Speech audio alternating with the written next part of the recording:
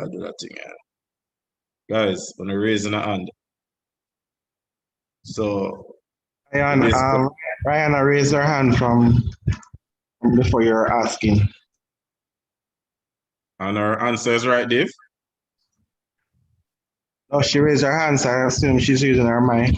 You can go ahead, Rihanna. Love is you, D. Okay, all right. That's number one for Rihanna. All right, number two. Sorry, so we have to decide if we're using the chat or we're using the raise hand. You know what? That, for real, Dave, let us use the chat. Raise hand chat. Sorry, so raise our chat. Sorry, Dave. Raise hand. Then you open the mic. That's what I wanted to say. All right. So no chat. Yeah, no chat. So raise your hand, then open your mic. Then you'll be acknowledged by Dave. Then you open your mic and you'll say what you need to say. All right. So Rihanna. Sorry. So raise our chat. Sorry, Dave. All right. So let me repeat the rule. You raise your hand. Dave is looking out for the raise hand. So who don't know to raise the hand, do a crash course very quick. And then when Dave acknowledges you, you open your mic and you answer your question. So Rihanna Rihanna have 1 point, right, Dave? So let's keep that record.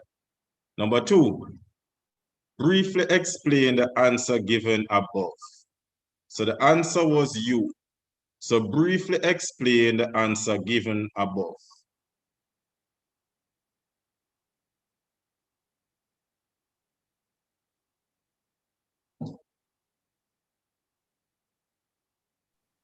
Rihanna. So Rihanna again. Oh, that's Kamisha. I don't see her.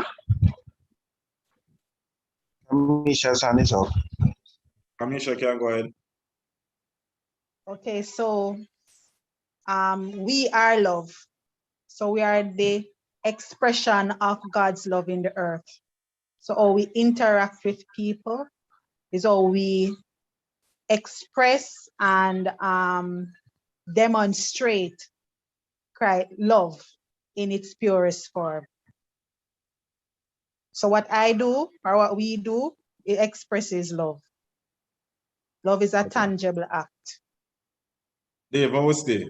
Giving her that one? Yeah, sounds right. I'm a panel at churches, I want to feel like. All right, so give her that one. So Kamisha is at 1. 1-1. Number 3, name 3 functions of love and briefly expound. And you just get 1 minute to do all of this. Name 3 functions of love and briefly expound.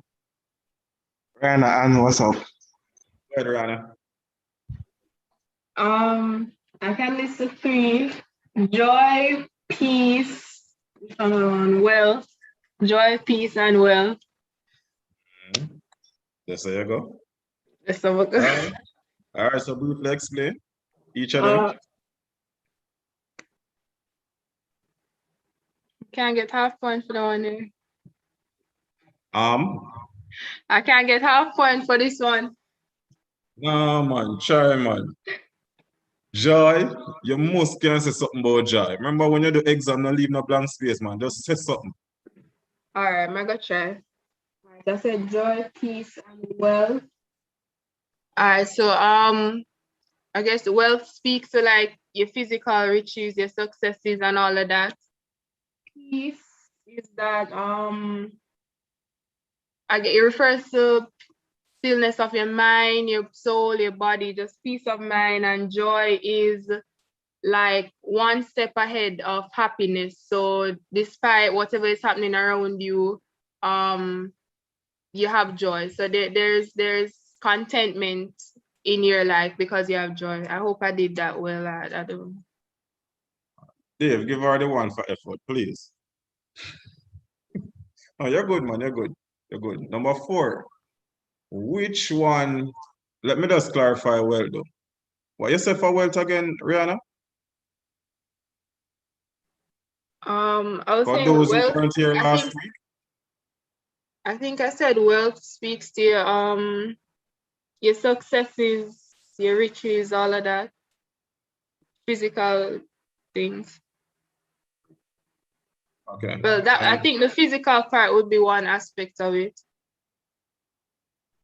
okay. All right, so and why wealth would be a function? Oh, well, company the whole scheme of things. For those who weren't here last week. So understand joy. You're supposed to be joy. So no matter what happens, right? No matter if the world are tear down, you are joy. You're supposed to be joyful. You're supposed to have peace of mind, even if the world will come down upon you again. You are peace, right? So why you are wealth? You understand?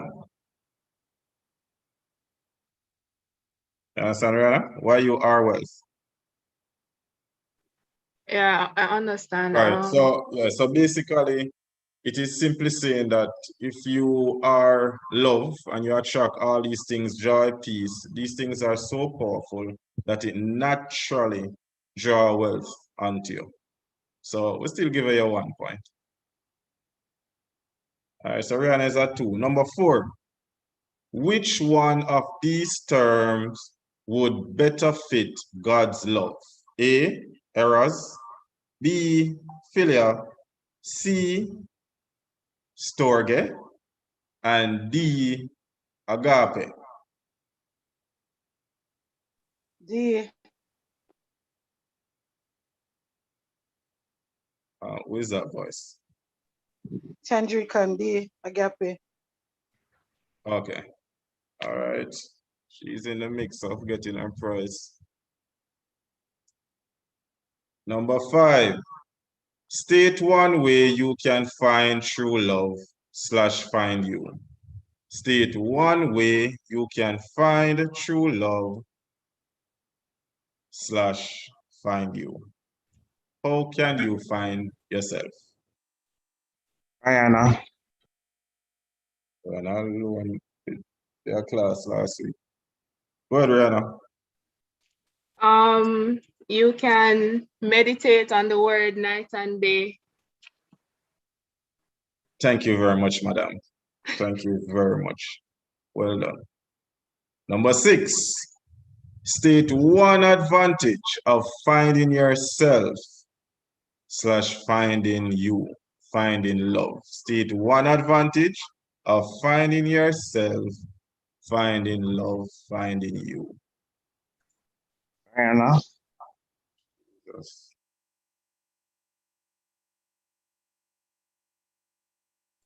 Sister Daly, go ahead.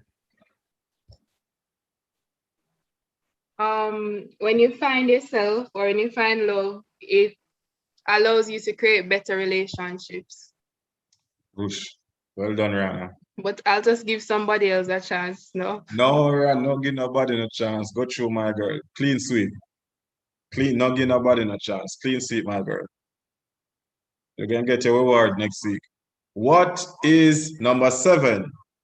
What is love in your own words? What is love in your own words? Go through, Rihanna.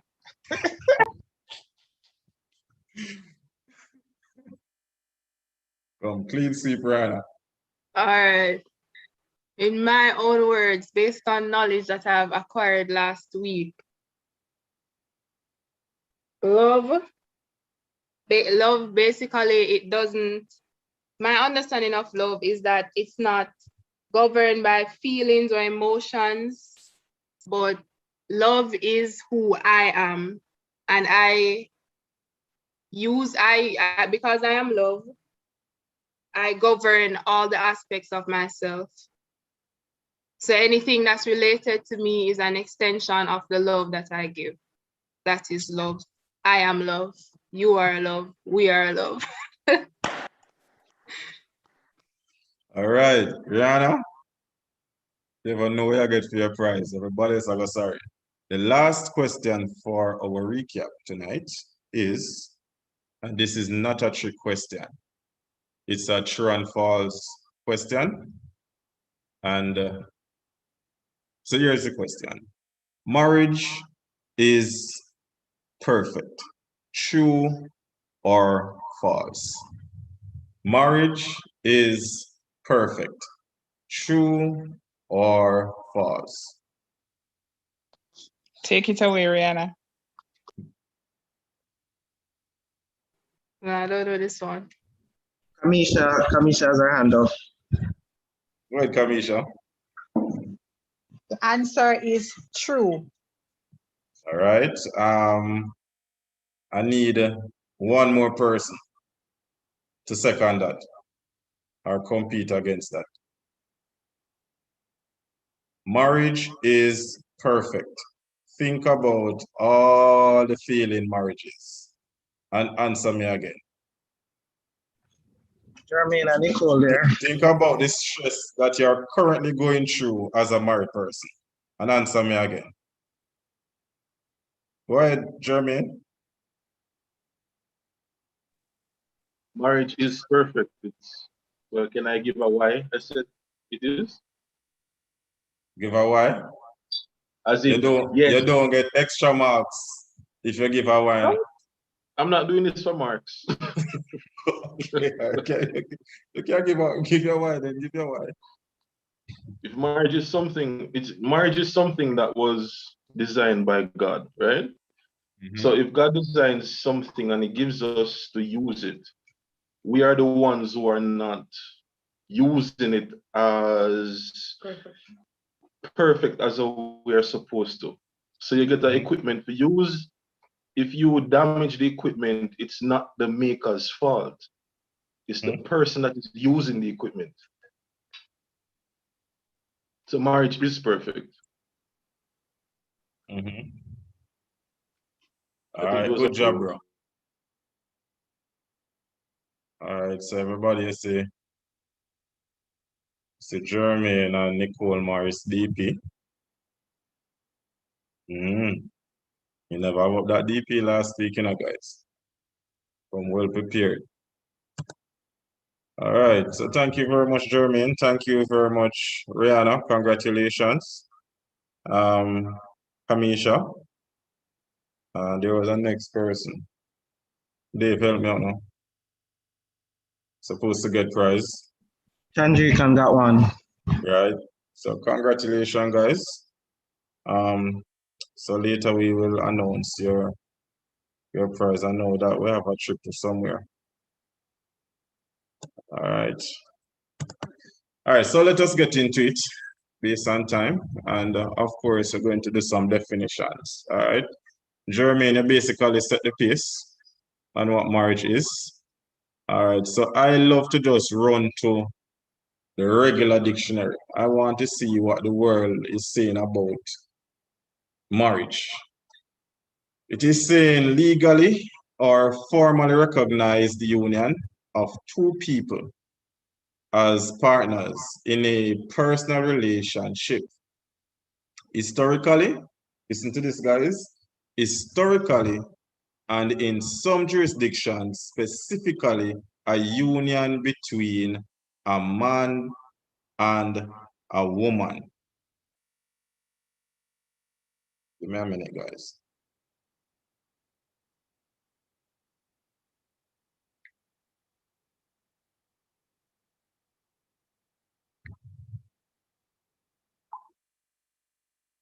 All right.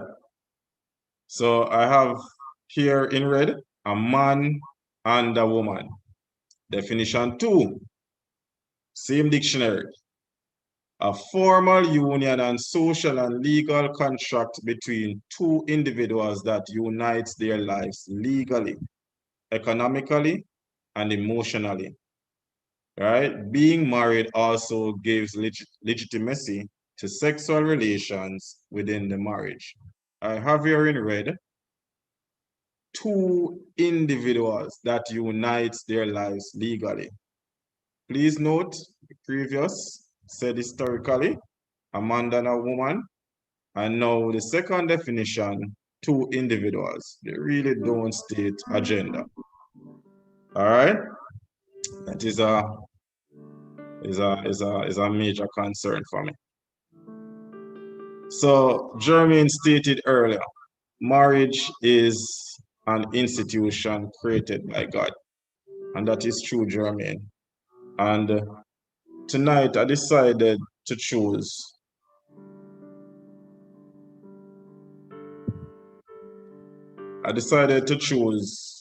this topic. From last week, I stated that I wanted to choose something very intimate, very personal to me, love.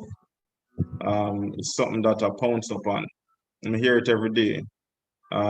First Lady said it earlier, that love seems so cliche, it is overused, it is wrongly used. But I decided to tap into it because I got some revelations, some very simple revelations that changed my life. And I realized that I am walking, talking love that we expressed last week.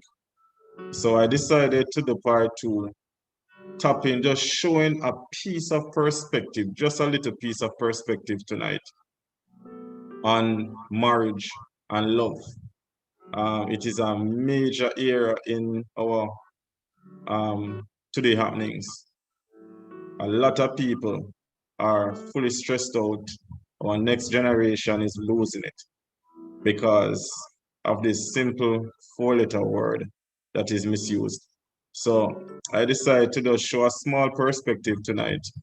So hopefully lives can be changed. I tell Patrick yesterday and today that we have to push out and start doing these things. Start finding different medium to share our perspectives because the world, they're not afraid. They're not afraid to do it. So why are we supposed to be afraid? So we're going to link up as a team tonight. We're going to share a perspective. You know my style already. If you have something to say, just say it.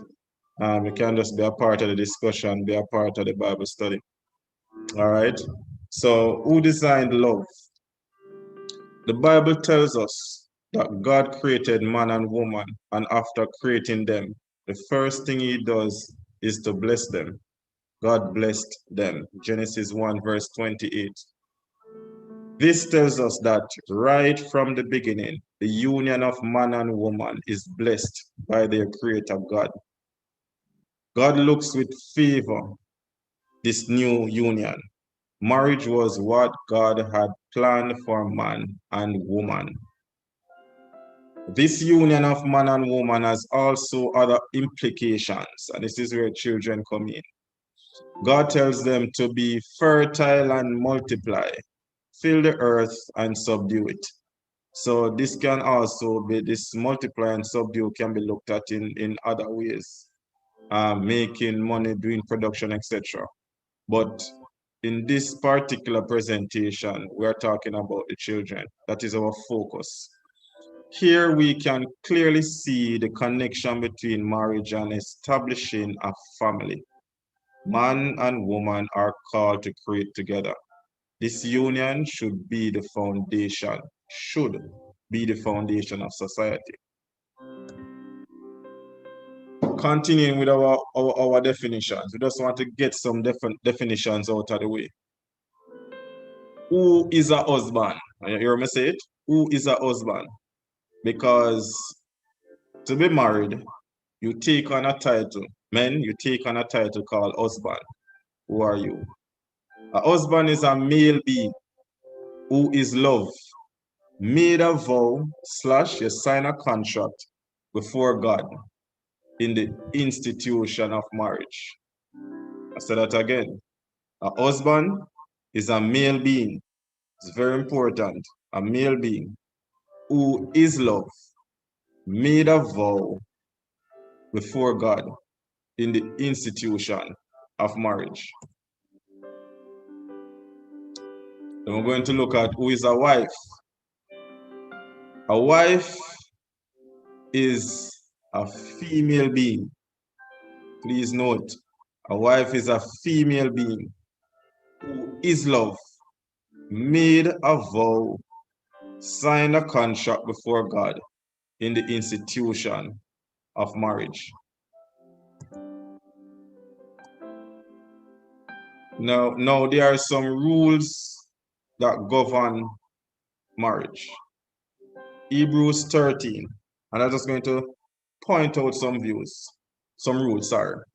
Hebrews 13 verse 4 says marriage should be honored by all, and the marriage bed kept pure, because God will judge the adulterer and the sexually immoral. I'm not go too deep tonight in that part of marriage, right? Jesus brought together two passages from Genesis, reinforcing the basic position on marriage found in Jewish scripture. Thus, he implicitly emphasized that it is God-made. God has joined together, male and female. These are some of the functions they look out for. Male and female. So don't make this world confuse you with male and male, female and female. It should be male and female. It should be a lifelong experience. Let no one separate until death do us part.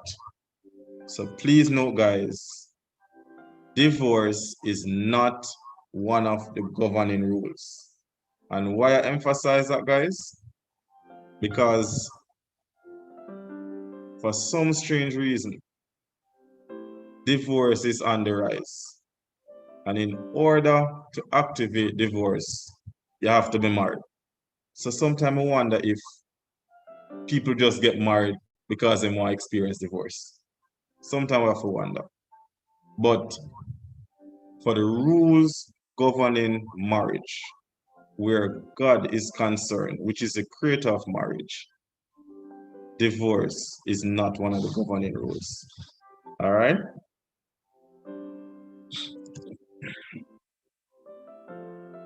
Now, let us look on some of the functions of marriage based on the world view. Procreation of children. So we're looking on marriage, the functions of marriage. So we move away from definitions now. And we're looking at the functions of marriage. And you know, a function is how something should operate. Now, these are the functions based on the worldview.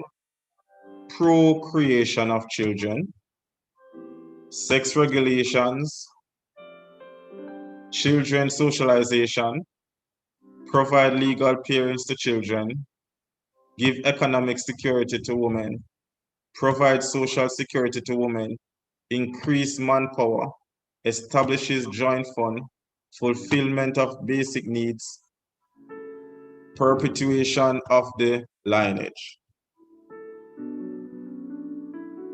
Oh, hi, come on in. Now, these are the functions based on the worldview.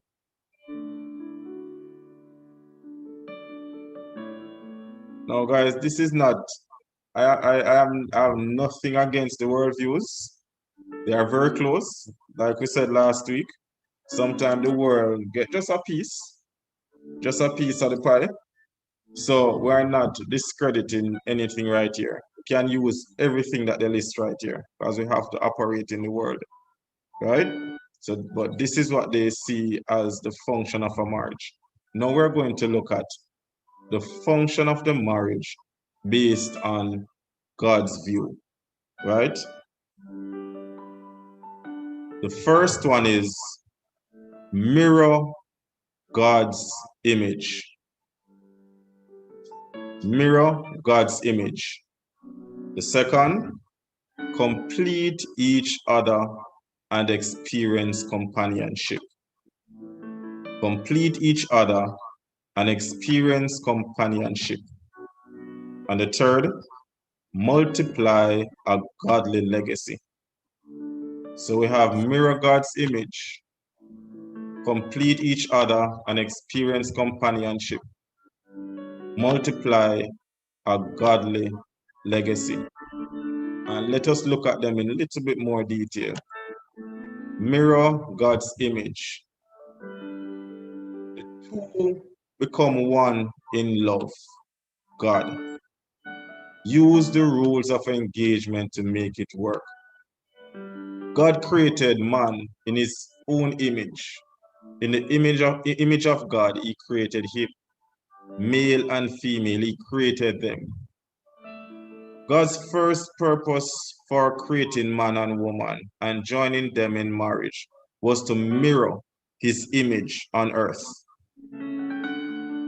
Center your attention on those words, mirror his image.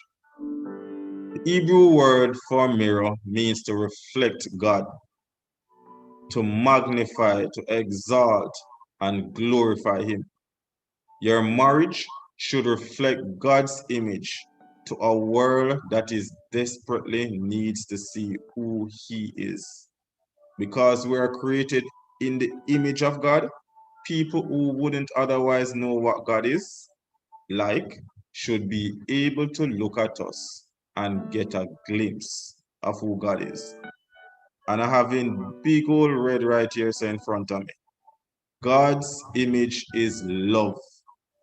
God is love. Marriage should reflect God. Reflect love.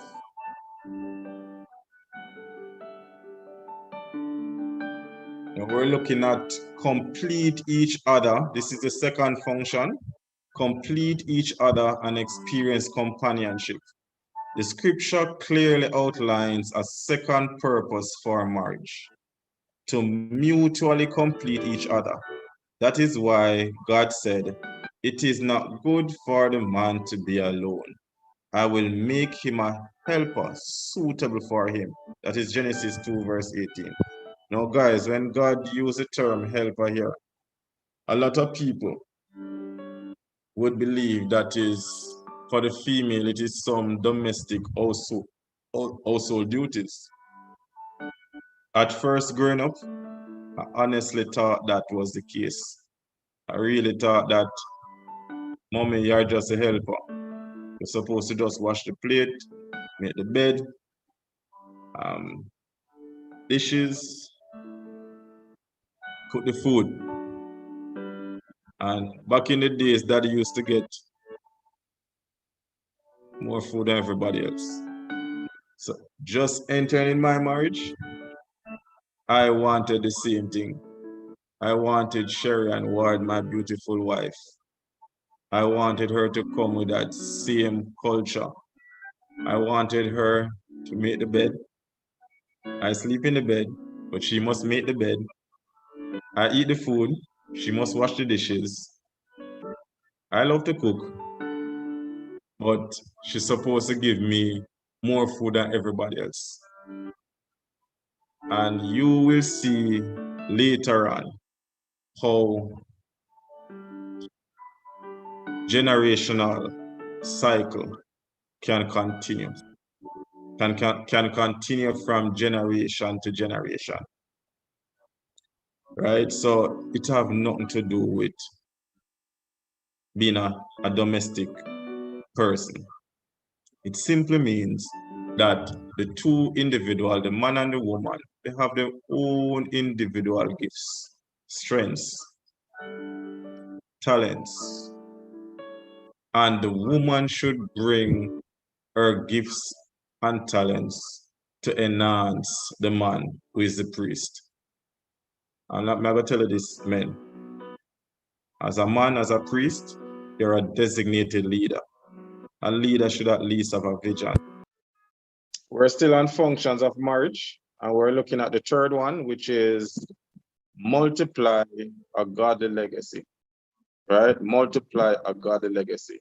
That is basically passing on the kingdom information to your children so that legacy can pass on to other generations.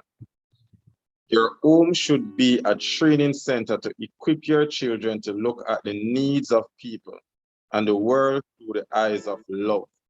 If children do not embrace this kingdom mission as they grow up, they may live their entire lives not knowing who they are. All right?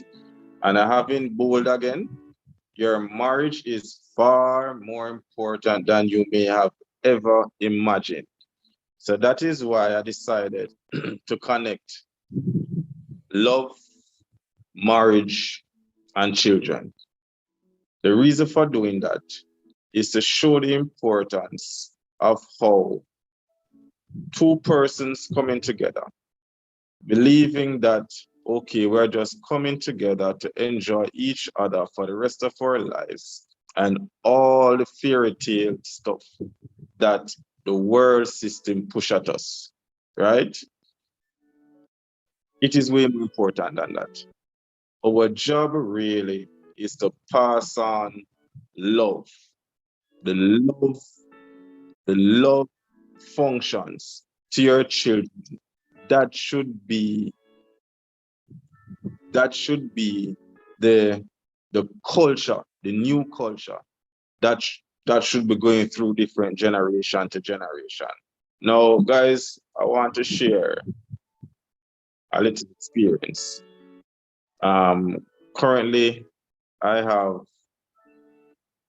call her a working in progress, a little friend, a sister of mine. I look at her as a real life case study, a real life case study. And yesterday, she have 3 children, and we're looking at 15. I just want to tell you the age to show you what we're dealing with. 15, 11, and 7, right? Now the 11-year-old decided that, here, what am I going to do now? I am going to pick up the food. Supposed to go to school. That 11-year-old decided that I am not going to school. That 11-year-old, when they checked last year, that 11-year-old attended 8%. 8%, as you know, right now it's online classes. And that 11-year-old attended 8% of his online classes. Now, that is extremely bad. 11-year-old decided yesterday that he's going to take his phone and click on Google and go on to porn.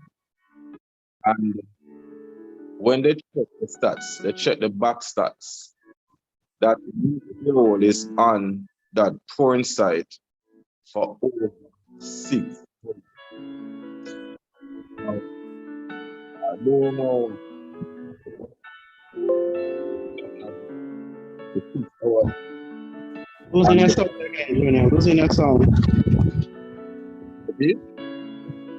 Losing your sound. You're not hearing it clearly again. Losing my sound again? All right, I'm going to use.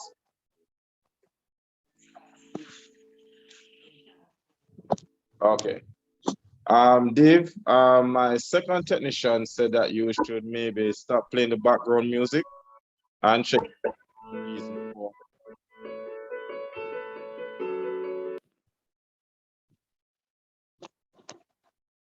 All right, so you guys are hearing me now? I hear you. Dave? Yes, we're here. Okay, good. Right. So that 11-year-old is on the thing for 6 hours, on the porn side for 6 hours, right? Now when my friend come at me and say, boy, Mr. Ward, this is the reality, this is what is facing me. She said, Mr. Ward, I don't know why me not broke him up, why me not beat him and kick him up and them all sort of stuff. No, guys, watch this. I know she's upset, but I had to look at her and reminded her that whatever is happening now with the children, those children are basically direct reflection of us parents. That is the reality. So sometimes our children get up and start doing some crazy stuff, some crazy, crazy stuff. But the reality is, this is the reality. Sometimes we don't want to accept it. But the big reality is the children are reflection of their parents. It's either we just leave them up to the major distractions that are out there, which one of the biggest one is the internet. And trust me, there are a lot of stuff to draw their attention, right? No, we as parents, we can't too busy. We can't too busy to really try to pay attention more to our children. You understand? So it is our job as parents, it's our job to really come together and set a brand new culture for the next generation. And now we're going to look at our next. Yes, ma'am. Jay, before you even move on to that, I think as we discussed tonight, and it becomes the root cause of, and for me, I prefer us to stay at a place when we study and understand it. I know you have your points, but the truth is, if we don't understand love, there are many of us that don't even love ourselves, right? And we have to understand what that looks like. Because if you don't love yourself, if you don't understand who you are, if you don't understand that you are loved, it's going to be difficult for us to even change the culture or to cultivate an atmosphere for children or even try to love on somebody else. So the scripture would have given us the definition. So if we don't become perfect in love, if we don't understand love, if we don't accept love, right? If we don't even take it from the space of the Father and us and get into that understanding, intertwine ourselves with it and become it, we can't move on to the next phase of even giving what we don't have. Exactly. We can't move on to the place of experience if we don't have it, if we don't give it, if we don't understand it, right? It's going to be difficult for me to emanate something that is not within me, right? And that which is coming out. So if I'm in a dark place or I come in a dark place, and love in itself represents light. If I don't have it, it can't shine. So even in your very example, if we don't understand Christ's love for us, how pure it is, how perfect it is, and this is how we should be in it. So if we don't get this basic, and that's why I said sometimes love it's fleeting and we just talk about it. But the truth is that if we don't understand one, we hear it. If we don't, God don't even ask us. I was having a conversation the other day. God don't even ask us to love him back, you know. He asks us to believe that we are loved, right? And us believing who we are will live from that place of love. But if we don't understand love and we don't embrace it and we don't give definition to it, it's difficult even to move on to the place of understanding what I need to cultivate as it relates to an environment for my children. So if we don't get the basic of it, so everything that is desirous, everything that is in an atmosphere, everything that we want to see happen, everything that we want to see exist. So we will get to the place of judging.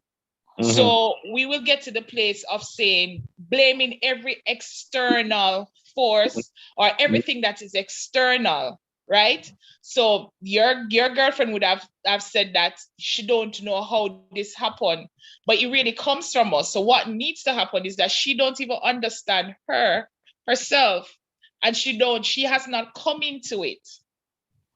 So when we see somebody get up and just give a projection that is very negative, or a projection that that just doesn't give off, when we look on the component of love, if we look on somebody who don't even walk with the different components of joy, of peace, if we don't have that, we really can't move on to have anything else or to cultivate an atmosphere of anything else. We really don't have what to give. So if we miss it, if we misunderstanding it, if we don't get it, we'll keep on building on that which doesn't exist. which becomes the foundation, and then it quickly falls. Because if I don't know what I'm talking about, I don't know how to become it, I don't know how to live it for every situation. Because this topic is very important to me, because I think this is where we miss it. This is where we miss this is how we come about just don't even understand each other. This is how we come about not being able to explain, or to explain the oneness as it relates to God to us, or to explain the I am, because we first have to believe it. We first have to accept it. And that's what Father asks us to do. He says that if you'll just believe that I love you and I came and I just want you to have life, and I just want that to multiply. I want that to replicate it with every life that you get, with every space that you come in. This is how I want it to be. That's what Father asks of us. But we quickly, it's not the quick fix that we're searching for, but we search for everything else and still not getting the formula right, still not able to replicate the formula, still not able to live out our lives, because we don't get this. So each of us basically even struggle with it. And if you struggle with self-love, right?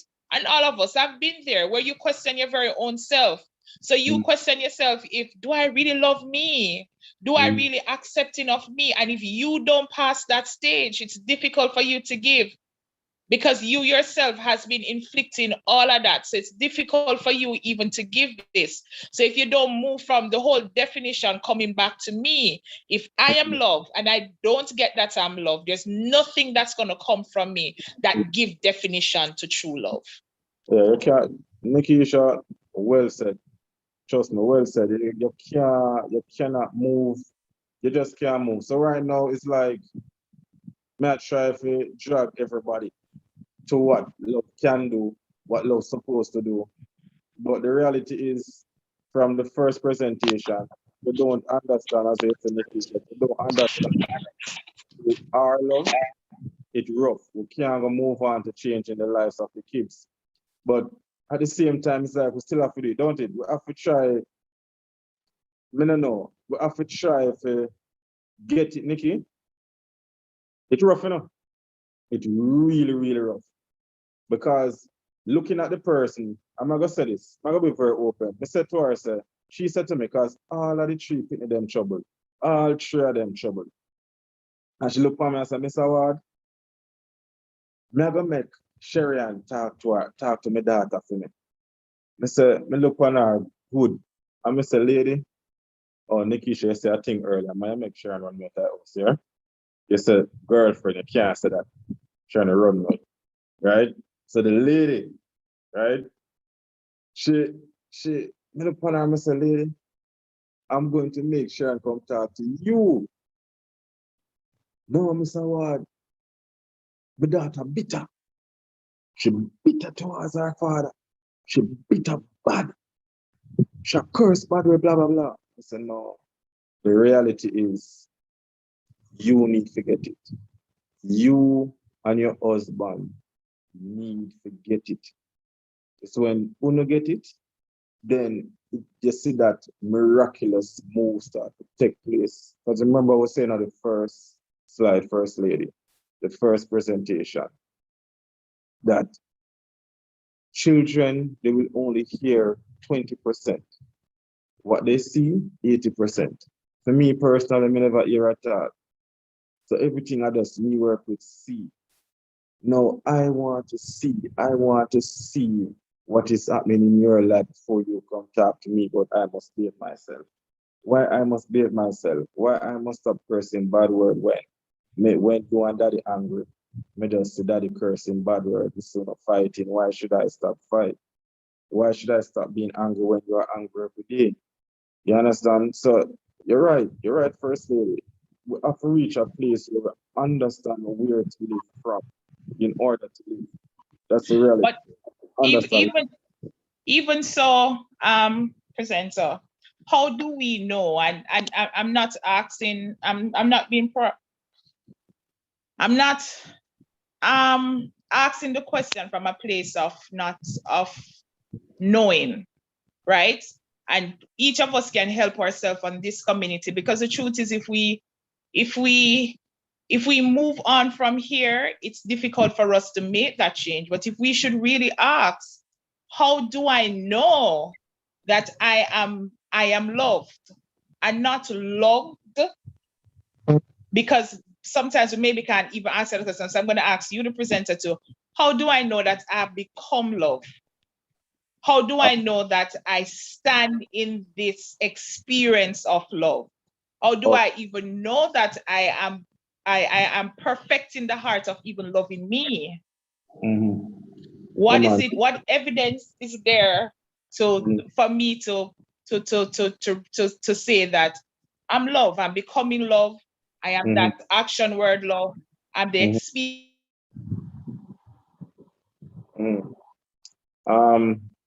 First Lady, that's a very powerful. You guys are hearing me? Because I hear something cheap a while ago. Yes, we're hearing you. Yes, loud and clear. Good. First Lady, that's a very, very, very powerful question. How do you know? Right? And I said last week, and I'm going to say it again. You start manifesting the characteristics of love, going back to the functions. So how do you? I get what. Oh, go ahead. Oh, hold on. So how do you know, First Lady? That I tell the class last week, guys, for your homework, if we all agree on this subject, if we all agree on this statement, that the functions of love are joy, peace, meekness, goodness, patience, faith. If we all agree on that, I want to go home, sit down, and analyze each function. So when you analyze each function, and First Lady, may I tell you something practically, as that me personally, when I sit down and analyze what is joy, and when joy means that I am this, I am happy in spite of my situation. I am happy in spite of the situation. I have peace of mind, right? Me study and say, what is peace of mind? That is why I love definitions. I analyze what is peace of mind. And if I start to be true to myself and ask myself, am I experiencing joy after I analyze it? Am I experiencing patience? Am I experiencing faith after analyzing each function? And if you be true to yourself and you are not experience these things, this is the next secret. You cannot get it from nobody. Don't sit around waiting on people to give you, justify, tell you. The only way you can truly manifest it and it now become a foundation, and you become, because you are it. You understand? The only way it become, there is no shortcut. If you sit down, listen to First Lady when she tell us you need to go up on fasting. Listen to First Lady when she tell us you have to meditate on this information night and day. She can talk to you night and day. She can tell you that, honey, you are loved. I love you. You can do all of those fancy stuff. But if you don't sit down and meditate upon it night and day and make it take root in you, it will not be manifested. And if it is not be manifested, trust me, First Lady, we are going at circles. They feel good when they're around you. They feel a vibe. They feel good because you project love on them. So they feel good. Instead of them get out of your presence and this world excitement stuff eat at them, then they don't know what to do because they are not doing the fundamental thing that or they have not become. That they have not become, but they are not doing what they're supposed to do to become. And that is why the percentage of failure is so high, because nobody, especially when they're young, especially when they're born in a culture where they are doing things for 25 years of their life, and they have to go reculture. Remember, A man box you. You come from the ghetto and a man box you. And Junior, I go tell one of the 180 man them say, yo, when a man box you, turn the other cheek. Good, bad man. For 25 years of your life, you're a bad boy. And me go look on you and say, just turn the other cheek. You don't have to say nothing. You tell about your mother. You don't have to answer. Just stand down. You don't have to answer. Junior, you're a fool. You know, in a sense. Because when me done him, me have to done him. So it is to reach a place, First Lady, where we still, even though we're up against the mountain, we still have to find ways and means of or if we if them in our presence constantly, and them see people like you, Sherry and Bishop, Patrick, Christopher, these persons, Nicola, always allow. If you see these persons constantly project love, and them constantly in our environment, in our soil, then some change will take place.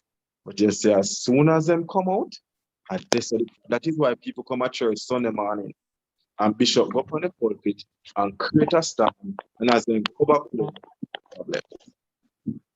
First Lady, you say something. No, I was just actually going back to a point that Sharian said she type it, but it would be good if she explains it, the last point that she put in the chat, because it's so important that we get this. And if we don't get it, we will continue to perpetuate all of the issues that we have in society and misrepresent what the kingdom really stands for. Because if we don't go through the test of it, so we're not running from it, and all of us have our individual struggles. All of us sometimes go through this very test of just even getting out of loving out of our personal space, or contending with us ourselves. And that's what is packed up in church sometimes, because sometimes when we go to church, it gives us that false hope that we can just run over it, or we can just listen, or we can just wait to heaven when we get there. But I just wanted Sharon just to say she typed it. I understand what she's saying, but just say a little bit more on it, as it just cement all that you are saying. So if we even could ask, if we be honest, even in this little small space, how do you know that you're living from a place of love, of just being who Abba say that you should be? And you have listed them. Do you get up every day and walk in joy? Or we just think that there's a time and season for everything? What is it that governs how you walk, how you talk, or you act, your everyday life? And that's how we can't even jump over it. Because if we don't get it, and we see we have different issues that has been ballooned all over not just Jamaica, but all over, everything that's in the news now, right? And persons will sit down. I was watching a video today, and person said, so how come somebody in the congregation sit down and listen to that and clap to it? How is it that we have a group of person that respond the way they do in an audience like that? That's simply because we don't get it. So you can come to me and give me that sort of negative energy, but because I have a false hope, or I don't become what I should become, I just simply understand what God intends for me, I can't just go off and just accept everything you say. So if I don't understand the thing, so if I don't bring or give definition to it or understand, just like a word, if I don't understand what a word means, I very much might use it inappropriately, or use it out of term and be laughed at. So it's very important that we get it. You know what is I'm love that you're sticking there, First Lady. I'll tell you why. Because this is something that we are. Just like a BMW. You can't change the fact that a BMW is a BMW. A BMW is not a Corolla. A BMW is a BMW. You understand? And a BMW is expected to perform on a certain level. Now, we're expected to perform on a certain level as human beings. This is who we are. So we need to know. So basically, we're operating at a very dysfunctional space. Why? Because we just don't want to accept the reality of who we are. That is just it. We don't want to accept it. It's like, to be true, personally speaking, sometimes it does feel too hard. Because we stated some stuff, Rihanna stated earlier. What are the stuff we need to do to become? What are the stuff we need to do to manifest? And we cannot go around principles. And we have to meditate. We have to meditate. We have to fast and pray. We have to do all of these things. Now, the reality is, if a plant's supposed to grow upright, number one, you have to put it in the right soil. Number two, you have to water it. Number three, you have to go through the what they call it, photosynthesis, something like that. Now, you cannot want to go around that process and expect to be a blooming tree bearing good fruits. It makes no sense. And that is why we are stuck as human beings. Because we want to bear fruit, we want to grow, but we don't want to plant ourselves in good soil. We don't want to water our plant, and we don't want no fertilizer. But at the same time, we are looking on other people who are blooming, bearing fruits, and wondering, nothing now go on for me. Wondering we are stuck. You understand?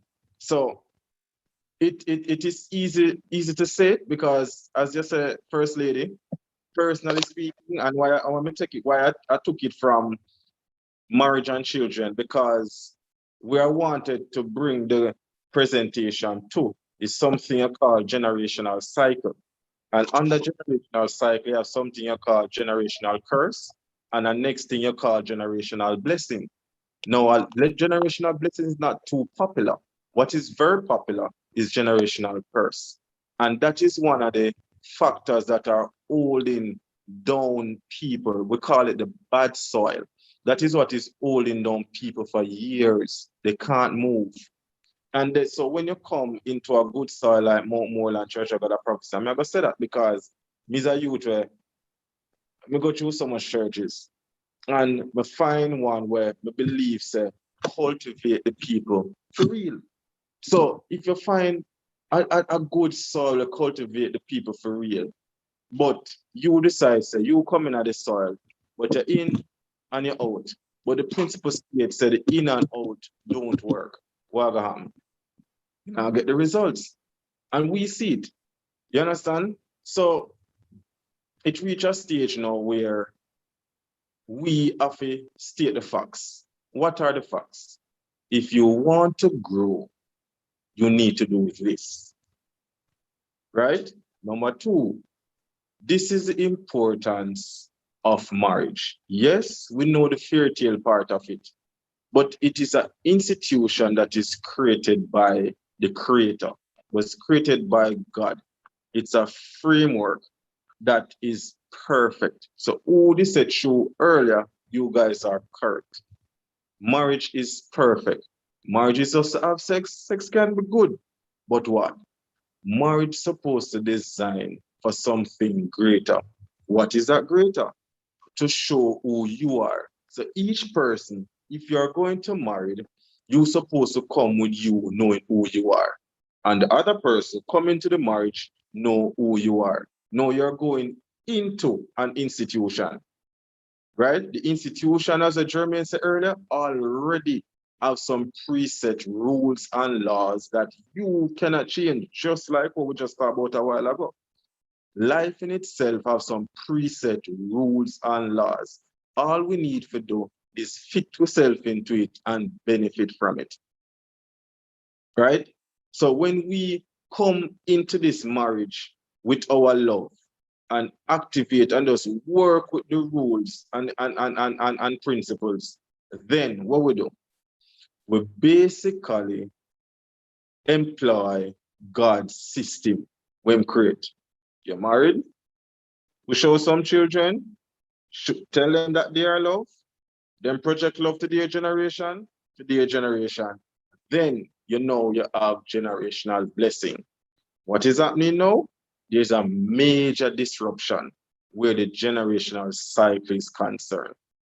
People don't embrace that they are loved.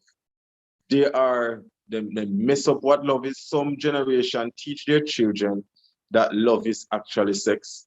And next generation, we just hear that one yesterday too, that the person tell me say, love is when you have sex, you have children, and from you have children with that particular person, you should not leave that person, no matter what.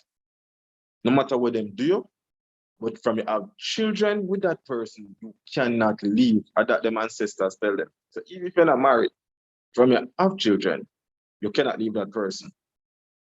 No. Jay, Yeah, yes, ma'am. so I see your wife post 2 points. Mm-hmm. And everybody's not reading the chat. And that's why I said to her that it's important that we get this, or she bring a little bit more to it, which will really bring us to what we need to get. Sharon, explain that. Open up your mind, explain that, please.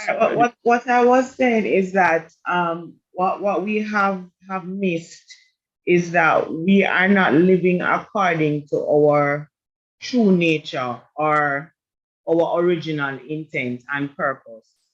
So what we need to understand is that what we have been cultured into is what we know as the world system. So the framework created for families is what the textbooks have presented, what the education system has mandated that students, children must learn and adapt to. It's the same thing for marriage. You know, there is already a preset framework that we all subscribe to. And then coming into the knowledge of what God has originally created somewhat seems foreign and it seems strange to us, but we need to understand that that is really what we need to subscribe to. That's what we really need to be learning. That's what we really need to be cultured according to.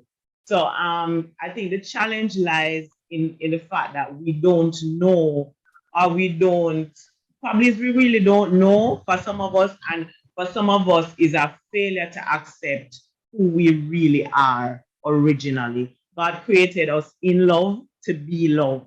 But when we were born, and we are born in the world, probably because of lack of knowledge, our parents exposed us to something completely counter and completely different to what God really established or outlined in Genesis 1. So if you notice, many of us may have come into a knowledge now in our latter years, and then you're like, why I never know all of this before, you know? And then trying to get accustomed to this, it just really not connecting because of what has the foundation that has originally been laid. But really and truly, the foundation that we are building on is not the right foundation, right? I don't know if you're getting me. So it's not the right foundation. We actually have built within us the correct foundation, but we have chosen to put another foundation over that foundation. So therefore, what really needs to thrive and grow, it can't grow on the foundation that is existing now. So we really have to kind of mash up that other layer that we put over the original foundation and start planting seeds in the original foundation. Wow, that powerful, it's very powerful. So the mega point I'm gonna get from that first lady, we have to go mash up some things. We have to go dash up some things in order. We have to show where the dirty water and clean water. That's powerful. You know, you do fit at one place. So And guys, I want to, based on what First Lady and Sharon is actually saying, I just want to read this point. I have this slide saying destruction to the generational cycle of love. right? The distractions. I know what is one of the distraction, guys? The education system. How does the education system affect this cycle? Now, the education system supposed to be something powerful, but watch and say it disrupt the whole thing. Now, the education system was designed by men on how human beings should operate in the world system. But marriage is one of the institutions designed by God to teach human beings how to operate from heaven to earth. So still there. But the power of marriage, the institution of marriage, is one of those institutions designed to help our children, to, to help the whole cycle, to teach us how to operate from heaven to earth. So that is what we basically say. So how many people know this about the institution of marriage? Seek ye first the kingdom of God and his righteousness, and all things will be added. Apply this piece of scripture principle, and you get more value for your money in grooming your children. Guys, not tell us, not tell our brethren, it is actually easier. Marriage is very easy. Marriage is very simple. You understand? But him say, marriage is complicated. Before we even go there, so the education system. The education system basically teach our children what to learn. They not even teach you how to learn. They teach us what to learn. And we just stick at that. The next little thing, psychology behind the education system. Most parents are so caught up. I'm not against the education system. I want my children to be properly educated because they have to kind of know how to operate in this earth. But at the same time, I believe that we put so much emphasis on the education system, put all our resources and time in the education system, push our children beyond the level to achieve things within the education system. And that same effort is not being replicated when it comes on to teaching them about them true self. And that is my issue.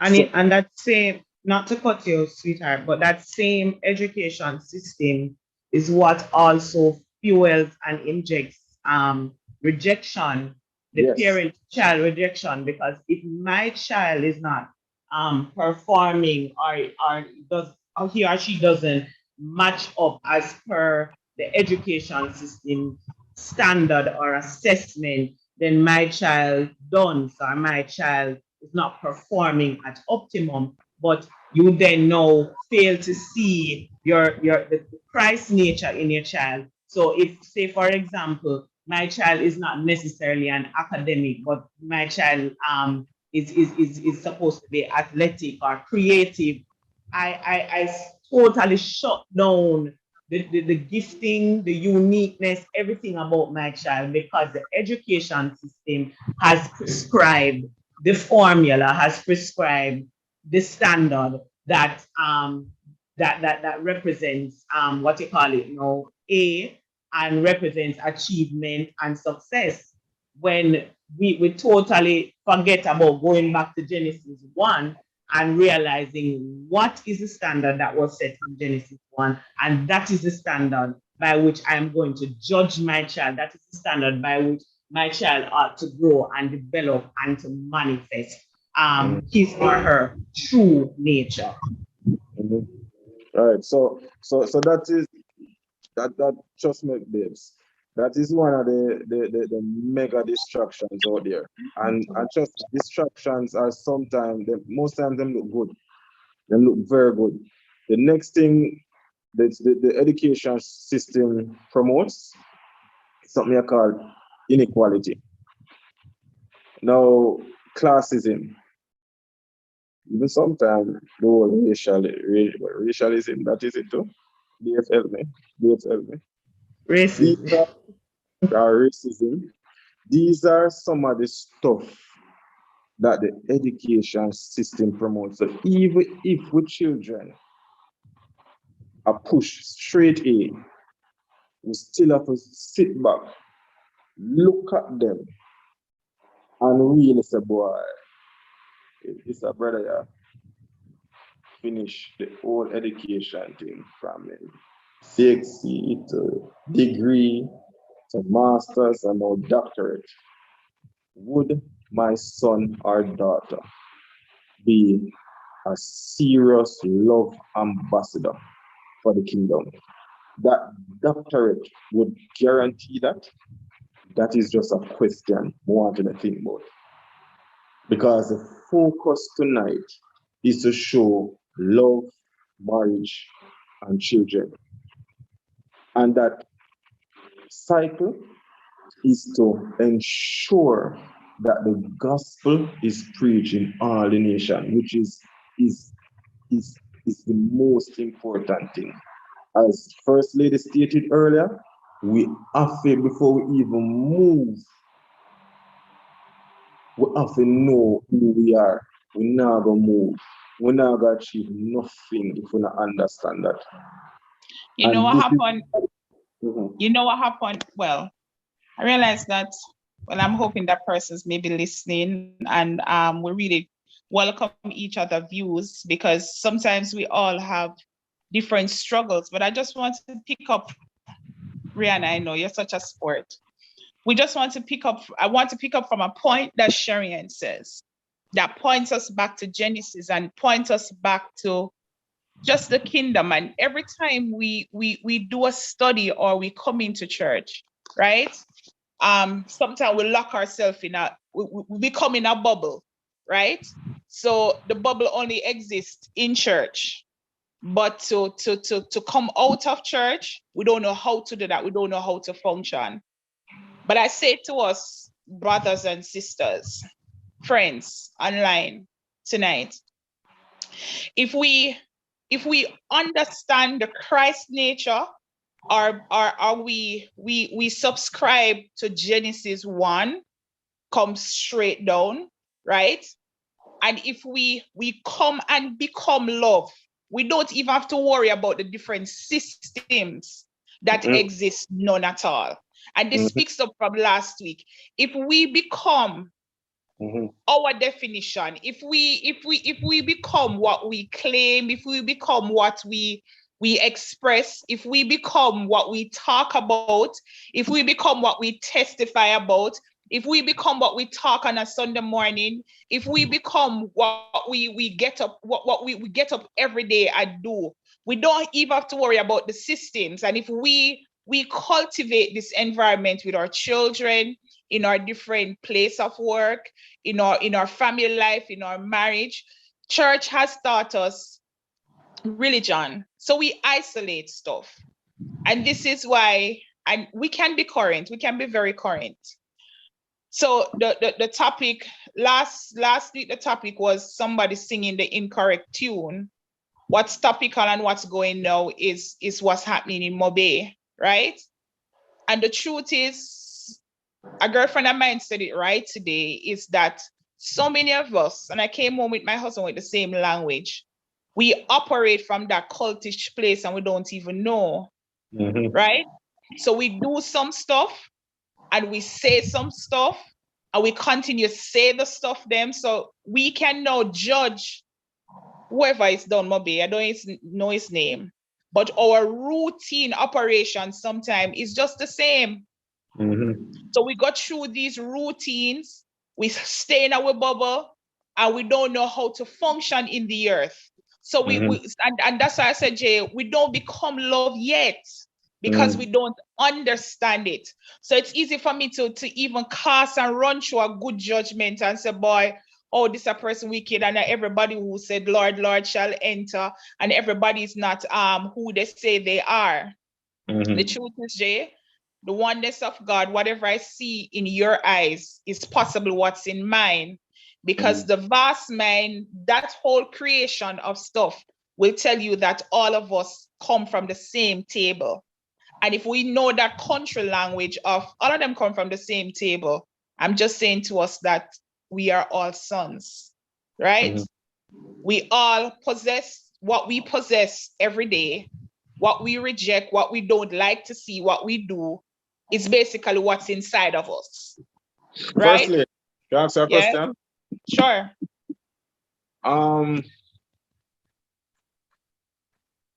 Don't just ask me. What I want to ask you. You Go may on. ask. All right, got 26 hours in. Right. Right.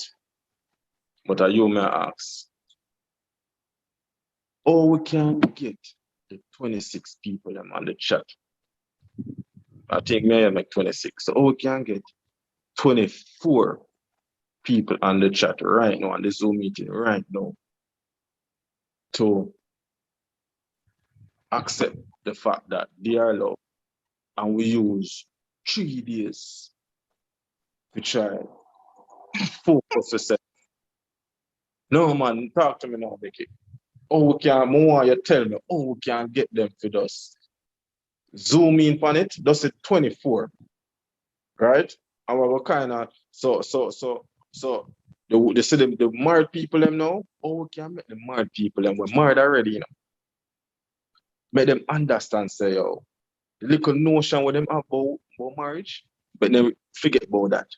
And after them understand what love is, because me have a slide, I'm delete the 2 slide. I had a slide say, yo, what are the functions for the man in marriage, and what are the functions for the woman in the marriage? I'm gonna delete them. No, I'm gonna delete them, Nikki.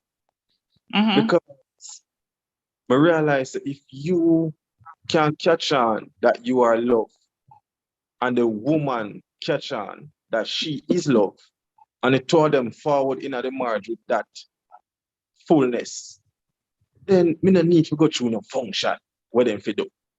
And sometimes those very function is what become the language now, becomes so predictable and becomes so cultish, because we give definition to it when we don't become it, right?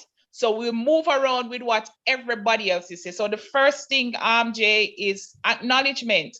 How many of us on this chat can say, I have become love, I'm working towards this, I understand it, I can give it freely? How many of us can admit to that we even understand that percentage, that we can test ourselves to say, you know what happened? I see me in you and you in me, right? So who Junior is today, there's a possibility that I become this person next week because we are one, right? So it boils down to us accepting knowledge, one, and admitting where we are. And we also have to believe. So if we just move from the space, I'm trying to remember, I think it was last week I was having a discussion about it being said of, if I don't, God asks us just to accept that we are loved, but we come with a lot of stuff. So we come with the add-ons, we come with the works, we come with, if you don't do this, you don't love. But the truth is, if we simply, and I might say this language, and maybe Rihanna would be honest and say, so mom, how you become love, how we become worship, how I become the thing, right? And I don't know what's the different thoughts that are in this community tonight, or how we understand it. But if we are very honest, we actually can help each other, because just like the negative, my experience is not the ultimate, and my experience is, it maybe not be the winning point, it's a piece of the puzzle. So Jay, I think all of us, all 23 or 24, have a piece of the puzzle, but we have to. I think Jesus Christ gave us a perfect example of that when he walked the earth. Because every opportunity that he had to become, he just manifested. So whether it was healer, whether it was to show mercy, whether it was giving, what else? Help me. Whatever characteristic of love, that experience required or needed, he just became it, and he did it in a very practical way. If you understand what I'm saying. So guys, for me, I think it moves beyond the theory, because we would have exhausted the theory. Some of us literally know the theory, back to back, right? But when it comes to the actual application of the theory, that is where we're having a big problem. And that is where now it comes down to us choosing to and enforcing our will in this in the different situations for this thing to really become real to us. Because unless you apply it, it's just gonna stay there in the realm of knowing and the realm of believing. But when you believe something, it should actually motivate you. It should actually persuade you to act on what you believe in. All right. So guys, thank you very much, Sharon and First Lady. Because this thing boil down to. It boil down to a community of people. Me, you, pastor, trying to influence a community to knowledge, understand the knowledge, then activate. Without the activation, nothing gonna happen. So if everybody on the chat decides that first we have the knowledge, then understand the knowledge, then activate, then we start to see some progress. We start to take some baby steps. You know why I'm going to say, guys? A principle again. You know why? Right now, we have some set of youth that rise up in our nation. Them call themselves the color guys, the color flags. And them not come overnight. Them have little sessions like these. And then present their manifesto. They present their strategy. They present their strategy to a group of people. And said, guys, this is what we believe in. This is how we should do our thing. I believe we should get married. I believe we should do this and do that. And what they do, they pass it on to the next generation. That's what they do. And the generation believe. And it moves from belief, guys. It actually moves from belief. They actually act on what they believe. So they believe that 2 males, it's okay for me to love another male and get married. And this is what I believe. So I go to the altar and I actually get it done, and I move into the house. I live with the man, and I go as far as I'm getting a family and all of that. So they actually practically act out everything that they believe. So guys, you see, so that is what I'm saying to the small community. If the kingdom of darkness is using our principle and getting the results, why we don't do the same, guys? We are love. We need to just know the information, understand the information, apply the information, and you will get the results. It don't make no sense to try to beat Throne. I tell you last week, there is no shortcut.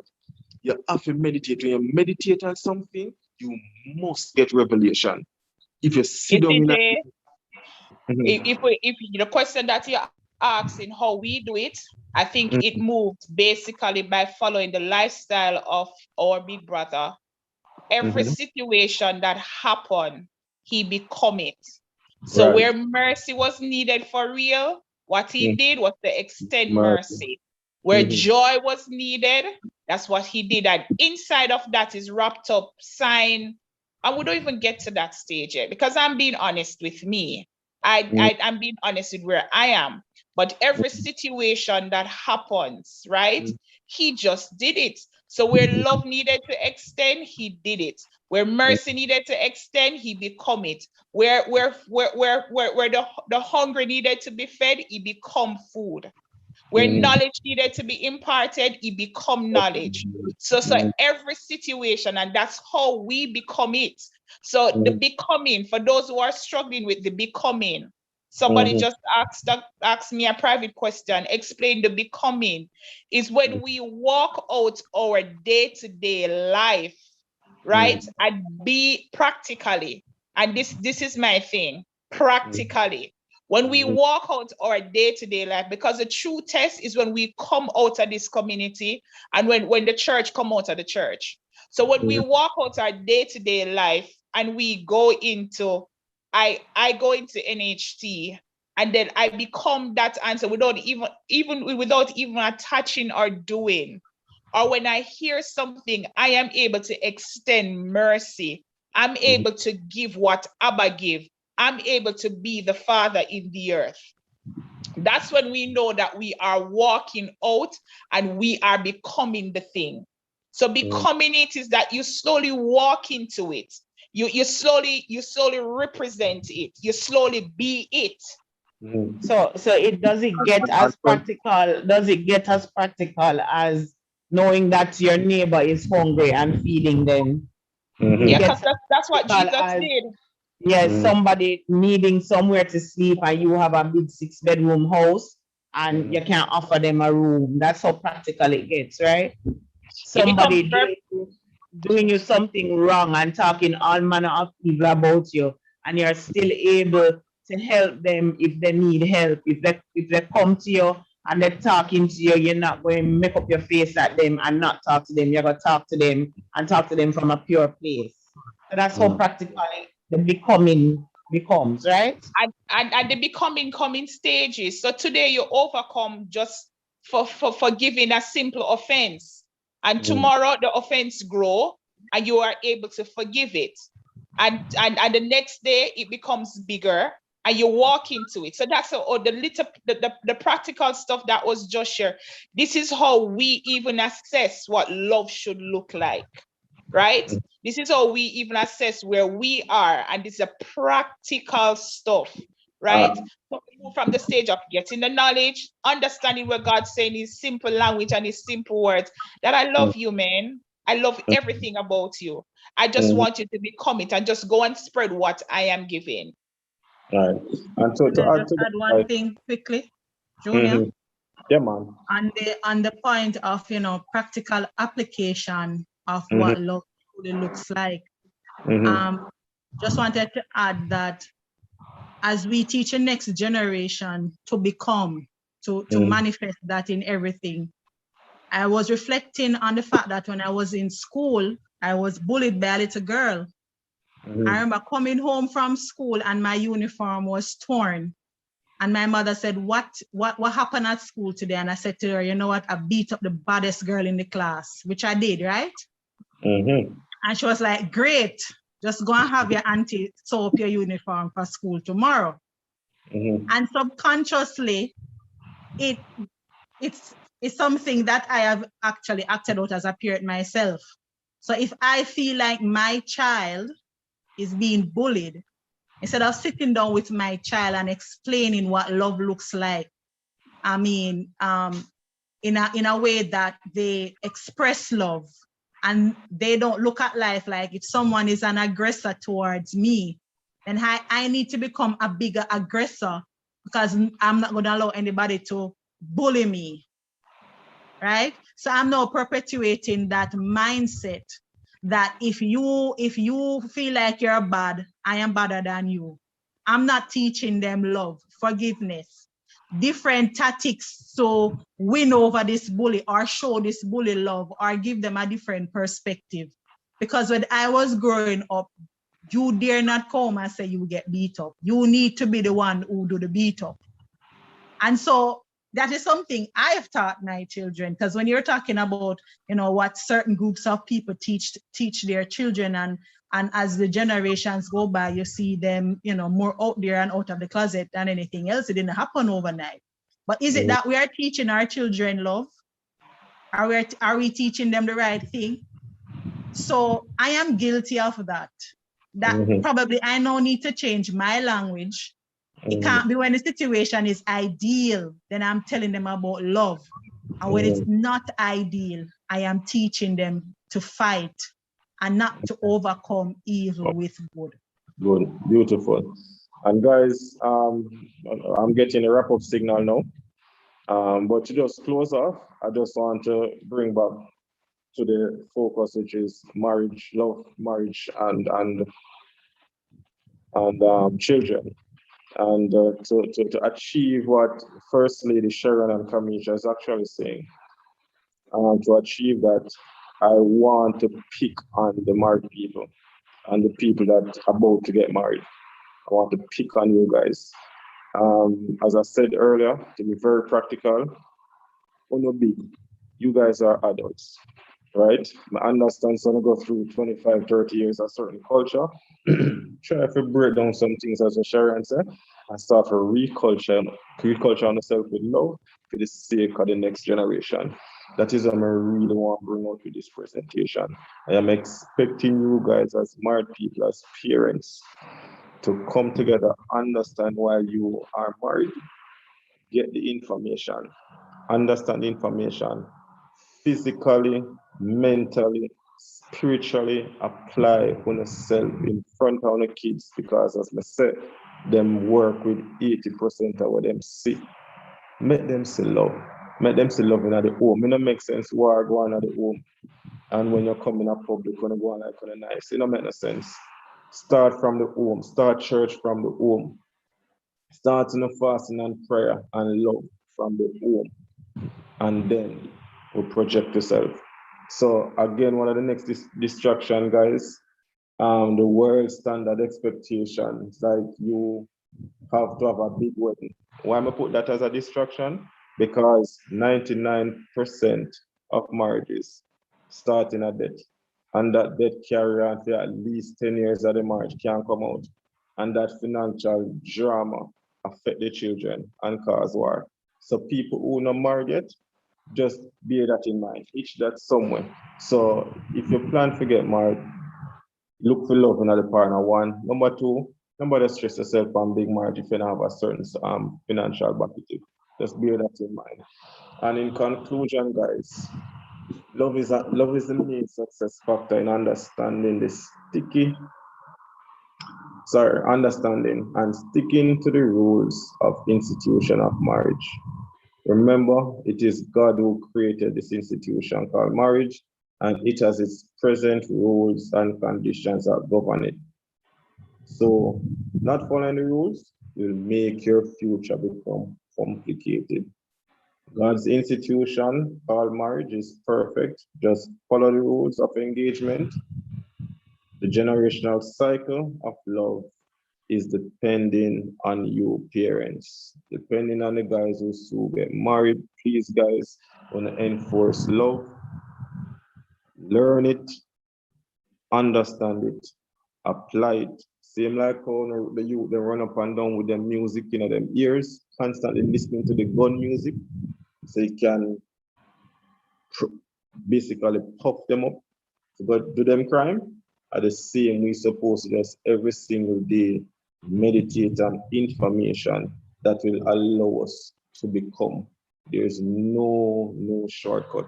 We have to enter the old system. And again, I say the last time I gotta say it, parents project love one to another so the children can see it, and that will help them to become it. Thank you very much, guys.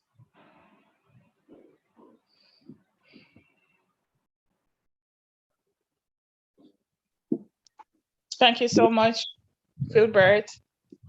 Just want to express thanks to everybody that came online tonight.